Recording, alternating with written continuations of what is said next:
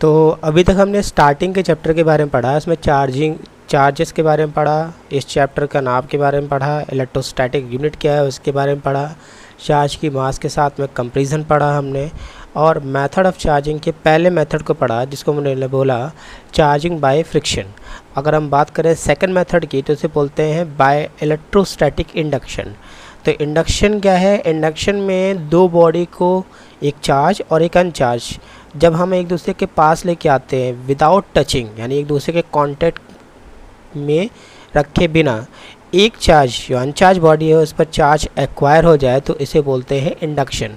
अब ये charge acquire कैसे होता है? तो जब हम पॉजिटिव चार्ज की एक बॉडी ली, हमने एक चार्ज बॉडी है जिस पर पॉजिटिव चार्ज है, एक अनचार्ज बॉडी है जिस पर कोई चार्ज नहीं है, यानी मेटेलिक बॉल है जिस पर कोई चार्ज नहीं है। जब पॉजिटिव चार्ज की प्लेट को हम अनचार्ज बॉडी के पास लेके आते हैं तो अनचार्ज बॉडी है मतलब इक्वल नंबर ऑफ इलेक्ट्रॉन और इक्वल नंबर ऑफ प्रोटॉन होंगे, तो प्रोटॉन यानी पॉजिटिव को रिपल करता है और नेगेटिव चार्ज अट्रैक्ट होते हैं। तो चार्ज बॉडी के सामने जो फेस होगा उस पर equal but opposite charge acquire हो जाता है, जबकि अपोजिट फेस पर पॉजिटिव चार्ज यानी equal to the charge body acquire होता है चार्ज। जब इस चार्ज बॉडी को, यानी जो अनचार्ज बॉडी है, को कंपेयर करेंगे तो उसको हमने कनेक्ट कर दिया ग्राउंड से, तो एक पर पॉजिटिव और एक पर नेगेटिव चार्ज हो जाता है। इस तरह से चार्ज बॉडी क्या होती है? चार्ज होती है बाय इंडक्शन। इंडक्शन प्रोसेस में दोनों बॉडी एक दूसरे के कांटेक्ट में नहीं होती है, जबकि एक बॉडी को, अनचार्ज बॉडी को चार्ज बॉडी की फील्ड में रखते हैं। तीसरा मेथड आता है charging by conduction. Charging by conduction में क्या किया हमने? इसमें चार्ज ट्रांसफ़र होता है from one body to another body जब हम दो बॉडी को एक्चुअली कांटेक्ट में लाते हैं। यानी हमारे पास जैसे एक अनचार्ज कंडक्टर है और एक चार्ज कंडक्टर है, तो चार्ज कंडक्टर यानी पॉजिटिव चार्ज है और एक अनचार्ज कंडक्टर, इस पर कोई चार्ज नहीं है। इन दोनों चार्जेस कंडक्टर को हम एक दूसरे से टच कराते हैं, यानी कांटेक्ट में लाते हैं, फिजिकली कांटेक्ट में लाते हैं। तो चार्ज चार्ज बॉडी से अनचार्ज बॉडी में ट्रांसफ़र होता है। कब तक? जब तक दोनों का पोटेंशियल बराबर ना हो जाए। इस कंडीशन पे चार्ज इक्वली डिस्ट्रीब्यूट हो जाएगा दोनों बॉडी पर, एक पर हाफ। मान लिया इस पर Q चार्ज है, तो जब कांटेक्ट में रखेंगे तो इस पर Q/2 और इस पर Q/2, यानी half charge distribute on A and half charge distribute on B। अगर हम बात करें तो ये आपका हो गया A और ये हो गया B।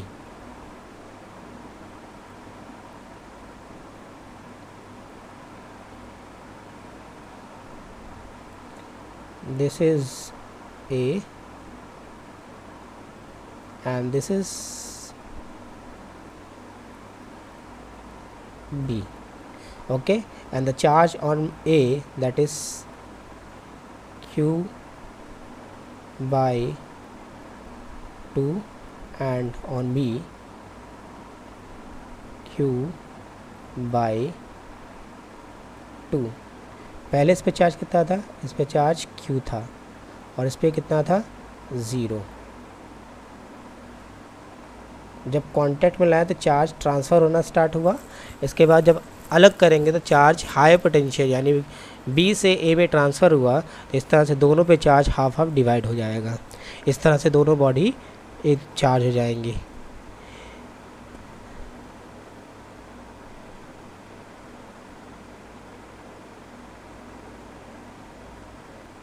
आगे बात करते हैं तो आगे अगला प्रोसेस आता है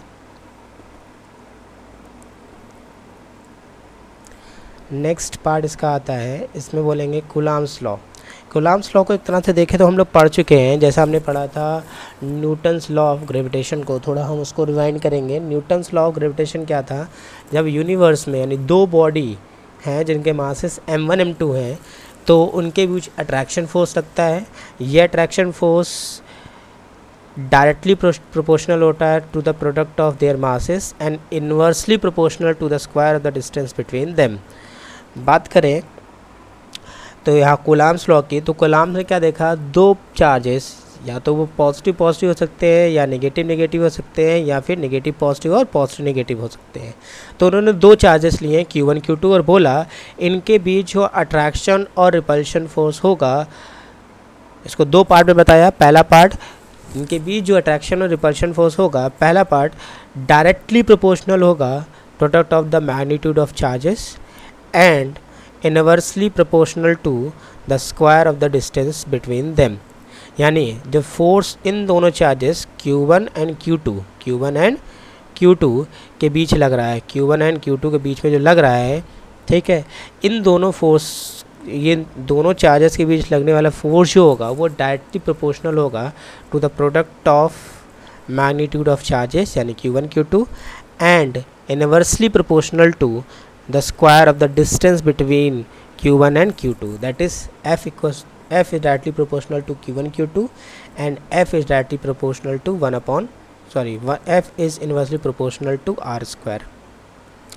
इन दोनों को जब कंबाइन करेंगे तो हम देखते हैं फॉर्मूला निकल के आता है, that is F equals to K Q1 Q2 upon R square, जहाँ K जो है वो प्रोपोर्शनलिटी कांस्टेंट कहलाता है, जिसकी value 8.988 into 10⁹ newton metre square पर कूलम स्क्वायर है, जिसको हम approximate numerical value 9 into 10⁹ newton metre square पर कूलम स्क्वायर लेते हैं। कैरेक्टरिस्टिक्स की बात करें तो डायरेक्शन ऑफ फोर्स जो होगी वो हमेशा क्या होगी, along the line joining two charges.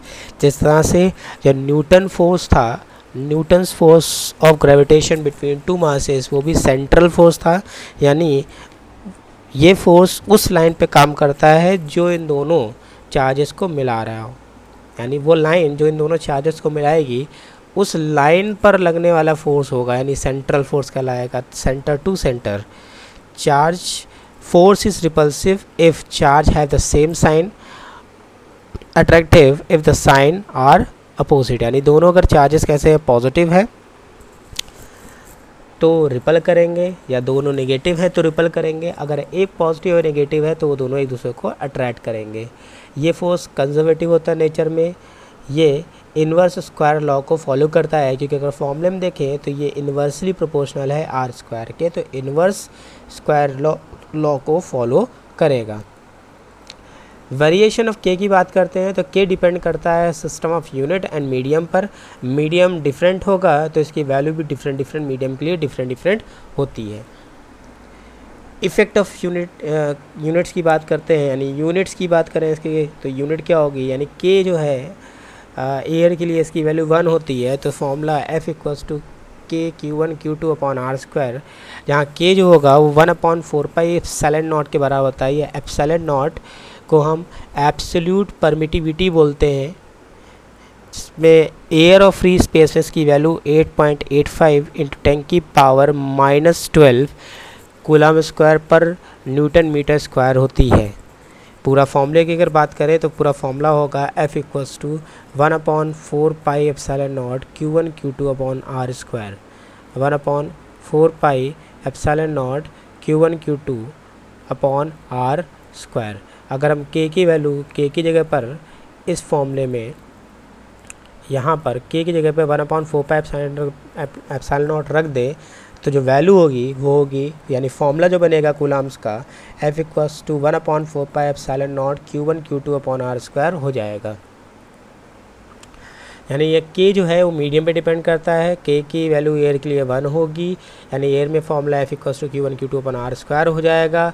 जबकि SI यूनिट यानी CGS में इसकी बात कर रहे थे, अगर हम SI बात करें तो K की वैल्यू 1/4π एप्सिलॉन नॉट होती है, इसकी वैल्यू 9 × 10⁹ के बराबर होगी, यानी final formula F equals to 1/4π epsilon naught Q1 Q2 upon R square होता है। इसे हम इलेक्ट्रोस्टैटिक फोर्स भी बोलते हैं। यहाँ पे epsilon not absolute permittivity of free space या एयर कहलाता है, जिसकी वैल्यू 8.85 × 10⁻⁻12 कूलम स्क्वायर पर न्यूटन मीटर स्क्वायर होती है। इसका dimension formula M-1 L-3 T4 A2 होता है, जिसको निकालने का तरीका देख सकते हैं 11 से जो हमने सीखा था वहाँ पे। इफ़ेक्ट ऑफ मीडियम की बात करते हैं, यानी F यानी K पर या फोर्स पर क्या इफ़ेक्ट काम करेगा अगर हम मीडियम को चेंज करते हैं।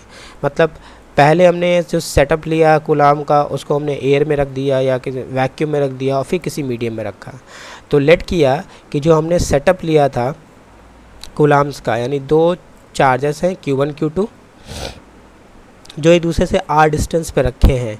सबसे पहले ये एक मीडियम में रखा हुआ है यानी एफ मीडियम, तो जो एप्सिलॉन परमिटिविटी है वो चेंज हो जाएगी, that is epsilon Q1 Q2 upon r square. यानी जहाँ हम किसी दो चार्जेस के सेट को एक मीडियम में रखें, एब्सोल्यूट परमेबिलिटी जो है वो फ्री स्पेस के लिए है, लेकिन जब हम किसी मीडियम में रखेंगे तो परमिटिविटी की वैल्यू भी क्या होगी, चेंज होगी, यानी वो एप्सिलॉन हो जाएगी।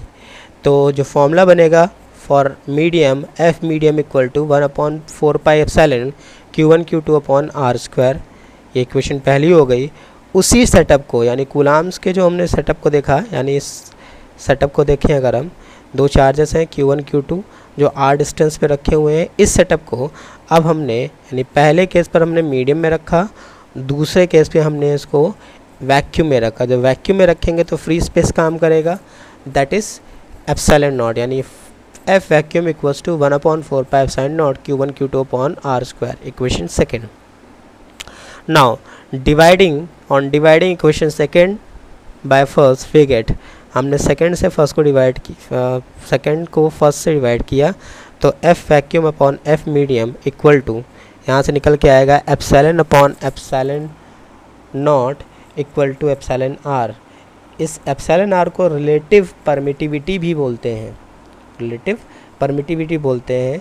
यहाँ से एक और वैल्यू निकल के आएगी कि F vacuum upon F medium epsilon upon epsilon not, इनका जो रेशियो होता है वो के बराबर होता है, जिसे हम डाइलेक्ट्रिक कांस्टेंट बोलते हैं। ये हम अगले चैप्टर में इसके बारे में डिस्क्राइब यानी अच्छी तरह से इसके बारे में पढ़ेंगे। डाइलेक्ट्रिक कांस्टेंट क्या है, ये इसका क्या फंक्शनिंग है, इसके क्या इफ़ेक्ट पड़ते हैं, इसके बारे में पढ़ेंगे। फ़िलहाल हम यहाँ जानते हैं कि जो द फोर्सेस का जो रेशियो होगा वैक्यूम और मीडियम में, उसका रेशियो जो होगा वो के यानी कैपिटल के डाइलेक्ट्रिक कांस्टेंट के बराबर होगा। अब ये डाइलेक्ट्रिक कांस्टेंट की वैल्यू भी क्या होती है, मीडियम के अकॉर्डिंग चेंज होती है। यानी हमने अगर वैक्यूम या एयर लिया तो इसकी वैल्यू 1 होगी, वाटर के लिए फॉर एग्जांपल वाटर के लिए 80, माइका के लिए 6, ग्लास के लिए 5 to 10 के बीच में, जबकि मेटल के लिए इसकी वैल्यू इन्फिनिटी होती है। Coulombs law in vector form की बात करते हैं। ये भाई थोड़ा सा कॉम्प्लिकेटेड है, क्योंकि ये जब तक ये कैप का रोल यानी कि यूनिट वेक्टर 11 का याद नहीं होगा तब तक थोड़ा सा डायरेक्शन समझने में दिक्कत होगी। फ़िलहाल we are trying our best. So बात करते हैं, सबसे पहले हमारे पास दो चार्जेस हैं Q1 Q2 जो एक दूसरे से आर डिस्टेंस पे रखे हुए हैं। Q1 चार्ज पर Q2 फोर्स लगाता है, यानी दोनों चार्जेस पॉजिटिव हैं तो एक दूसरे को रिपल करेंगे, यानी इसके थ्रू इस पर जो फोर्स लगेगा वो बाहर की तरफ होगा, इधर की ओर, जबकि इसके थ्रू इस पर जो फोर्स लगेगा वो बाहर की ओर होगा, इधर की ओर। तो जब हम बात करें Q1 पर, तो Q1 पर फोर्स Q2 लगा रहा है, तो फोर्स ऑन 1 ड्यू टू 2, यानी फोर्स पहले चार्ज पर दूसरे की वजह से। उसी तरह से दूसरे चार्ज पर एक फोर्स लग रहा है पहले की वजह से, that is force on second due to 1, force on second due to 1, which is force on Q1 due to Q2, that and F21 that is force on 2 due to 1। Position की बात करते हैं। पोजीशन मतलब पहले charge की position किसके respect में, इसके रिस्पेक्ट में। यानी जब हम पहले चार्ज की पोजीशन को देखेंगे Q2 तो Q2 को रेस्ट पे मानेंगे, जब हम दूसरे चार्ज की पहले के रिस्पेक्ट में देखेंगे तो Q1 को रेस्ट पर मानेंगे। तो सबसे पहले फोर्स निकालते हैं according to Coulomb's law. The force on first due to second, that is F12 equals to K Q1 Q2 upon R square, R cap 12, जहाँ R cap 12 जो है वो यूनिट वेक्टर है which is giving the direction of the resultant vector F12। Similarly, the force on 2 due to 1, that is F equals to Q1 Q2 upon R square, R cap 21, where R cap 21 is the direction या position of second with respect to first। अब unit vector की बात करें तो unit vector क्या होता है, unit vector is the ratio of the vector to the magnitude of that vector. ये रिलेटिव वेक्टर के फॉर्म में होगा, उसी के फॉर्म में चलेगा। अब अगर हम ध्यान से अगर हम फिगर को देखें तो direction of unit vector r cap 21 and r cap 12, यानी आर कैप 21 नेगेटिव एक्सेस की तरफ बढ़ रहा है, जबकि आर कैप 12 पॉजिटिव एक्सेस की तरफ बढ़ रहा है। दोनों के मैग्नीट्यूड सेम है, बट डायरेक्शन क्या है, दूसरे से अपोजिट है। We are taking direction only. तो डायरेक्शन की बात करें तो on the basis of direction both are opposite to each other. तो r cap 1 2 equal to minus r cap 2 1। So अगर हम वैल्यू इक्वेशन फर्स्ट में रखें आर कैप 1 2 की जगह पर माइनस आर कैप 2 1, तो इक्वेशन बन जाएगी F12 equals to minus K Q1 Q2 upon r square r cap 2 1। इस इक्वेशन को अगर हम देखें तो इसमें ये वैल्यू जो है, ये वाली वैल्यू, इतनी वैल्यू इक्वल है F21 के, यानी इस वैल्यू की जगह पे लिख सकते हैं F21। तो क्या होगा, F12 equals to minus F21। इसका मतलब action equal to minus reaction, यानी ये न्यूटन्स के थर्ड लॉ को फॉलो करेगा। तो अभी तक के लिए इतना ही रखते हैं। नेक्स्ट वीडियो में अगले पोर्शन की इस चैप्टर के बात करेंगे हम लोग।